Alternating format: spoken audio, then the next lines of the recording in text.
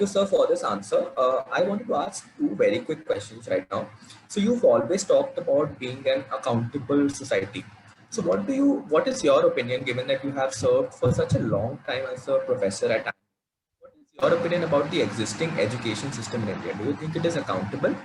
And number two, when you started with your idea of driving grassroots innovation, what was that Eureka moment or some of the initial projects which made you believe that yes, my idea can work? Yes, let me answer second one first. You know that remember that we were having a meeting in Wing 11, 1988, 89. We had called some blacksmiths and we said, okay, let us have a traveling seminar. We'll visit, each one of us will visit each person's workshop and see what we have done. So we went around and then we gave a problem to them in a meeting, second meeting. And the problem given was the pulley that we use for drawing water from the well. This design has not changed for 2,000, 3,000 years.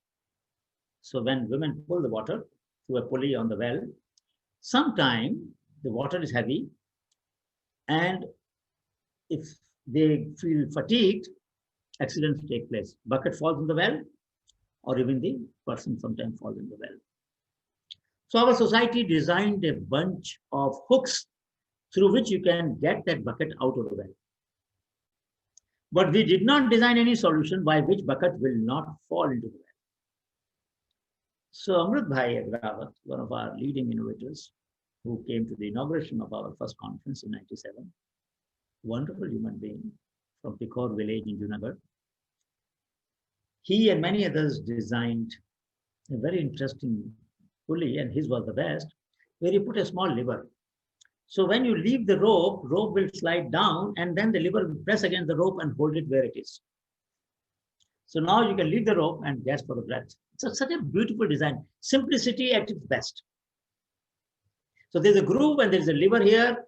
The rope goes down, the lever presses.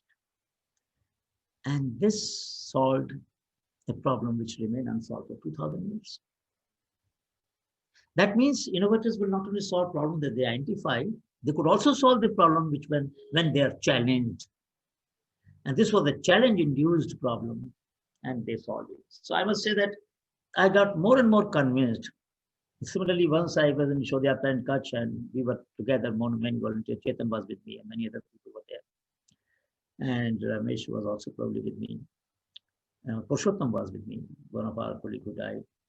728th Shodhyatras he did with me. So we asked a farmer why they should use non-chemical pest control, sustainability issues, this and that. And one farmer got up and said, Professor, we understood what you're saying. I said, what am I saying? You are saying that I took half an hour to explain what I was saying. He saw it in one line. He said, you are saying that all the plants which animals don't eat are source of potential pesticide. Look at that. I had knowledge, he had wisdom. Why don't animals eat? Because they are toxic. What do I need to control pest? Toxicity. Why do I buy? I can't create my own pesticide, no? That's the power of grassroots wisdom. They can. गागर में सागर भरते हैं बोलते हैं ना, उसने गागर में सागर भर दिया भाई. एक लाइन में उसने बात कह दी जिसको मुझे कहने के लिए आधा घंटा पड़ी, और फिर भी शायद मैं उतनी इफेक्टिवली नहीं कह पाया.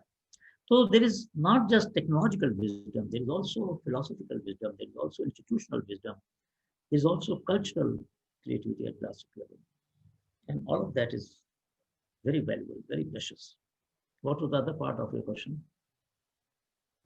Sir, it was if the education system is India yes, truly I accountable. would say that education system, because I used to teach as ISP course also after EP2, many years, 15 years I taught economic environment policy in first year. Then I was teaching ISP. In ISP, we used to ask students to put a poster on their understanding of society and politics on the LKP. So when our famous session came, Chief Election Commissioner, to our class, and Anna Hazare came. You know, some of the most important change agents of our country came to this class. And they were confronted with these posters, where he had it, if you remember, you may not know, but your father may know, that session had to stop putting slogans on the wall and this and that, because he thought that no party had a right to sully the clean walls of the city and so on. And people made a joke at him or something, and he frowned at it. But then that was the sporting part. So the education system must provoke students to feel challenged about the inertia that exists in society, and also question the indifference that middle class has towards the problem that around us arise. So this time, one of the assignments we worked, and I got some very interesting insights, such powerful insight. I'm so happy about it. The students were supposed to ask their maid servant, they were supposed to ask their driver, they were supposed to ask service providers about some insight that they could teach our students because of the lockdown, because of this COVID-19. Most of you are at home, and they brought such beautiful insights. So in other words, a student of IMA finds something she can learn from a lowly income service provider at home. I think it will change, it will stay with that person forever. You will not discount the knowledge of your subordinates. You will not discount the knowledge of working class. You will not discount the knowledge of the people on the shop floor. You will not discount the knowledge of the vendors. If we can make students aware and sensitive about the learning that they can get from so-called low-income service providers or product providers, I think we will transform the society, make it more compassionate. And I must gratefully remember a gift I got from IMA when I retired. I don't know if you know about that or not. Do you know? All right. So on 28th April, I was to retire on 30th April 2017. Ashish Nanda was director, and current director was dean. So Ashish was also my first batch student in 1981. I had taught him. So Ashish asked me, Professor, is there anything that you want us to do to make your stint rememberable? I said, yes. What is it? I said, I've told many directors, now somehow nobody listened to me. Since you have asked me, I want to tell you what I want. What do you want? Many service providers come to our gate. Vendors. Somebody comes to deliver pizza, somebody comes to deliver post, somebody comes to courier, fellow comes to deliver packet. And there is no facility for drinking water.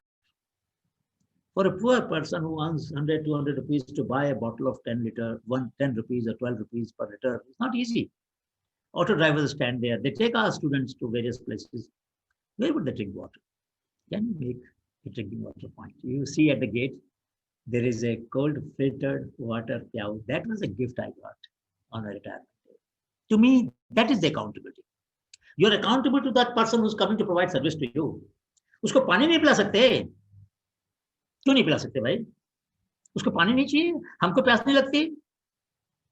So what I wish is that wherever you go, in whichever institution, make one tap at least of good quality water available to people on the outside of a building, outside of an office. ये खर्चा नहीं पड़ता है ज्यादा, दिल की बात है सिर्फ ये, दिल में वो तकलीफ पैदा होनी चाहिए ना. यार वो लोग हमारी सर्विस के लिए आ रहे हैं, पानी पिलाओगे तो पानी पिलाना तो हमारे यहाँ पुण्य का काम है. It is considered to be the most pious thing in life. प्यासे को पानी पिलाना.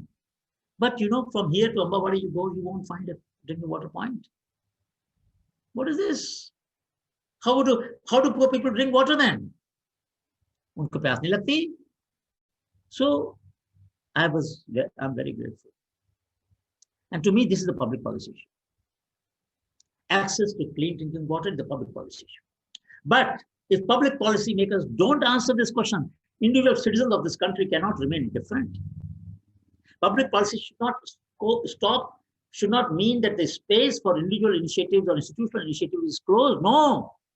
That is why you use the word public-private partnership, public-private civil society partnership.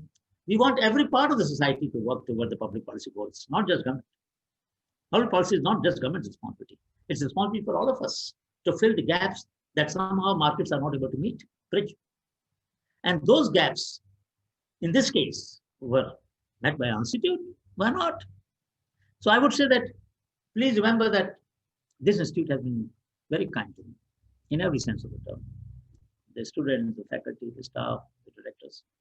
And I must say that whatever I could, or I and my colleagues could do in Honeybee Network could not have been done, even 1/100th of it could not have been done without the support that I got from the institute. And therefore, the moral of the story is that if people who run the various institutions could provide support to their members, many more changes can take place because people are not short of ideas. Maybe this lack of support from the institutional backing or institutional side sometimes inhibits their initiative. From initiative to, from idea to initiative, initiative to innovation, it seems like a small journey, but actually it can be very long.